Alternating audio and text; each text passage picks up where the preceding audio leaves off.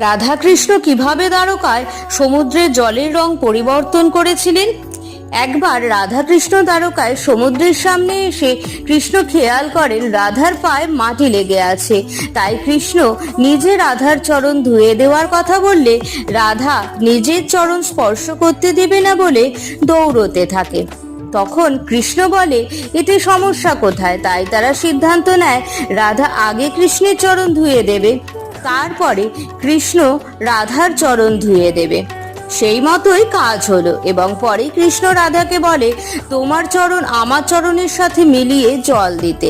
তখন জল দেওয়া মাত্রই সমুদ্রের নীল জলের রং পরিবর্তন হয়ে গেল। এই দেখে কৃষ্ণ বলে আমাদের দুজনের চরণ ধোয়া জলের দ্বারা দ্বারকায় সমুদ্রের জলের রং পরিবর্তন আমাদের প্রেমের প্রতিচ্ছবি রেখে যাবে। যারা ভবিষ্যতে দ্বারকায় আসবে তারা দ্বারকায় সমুদ্রের জলে রাধাকৃষ্ণের প্রেমের প্রতিচ্ছবি দেখবে।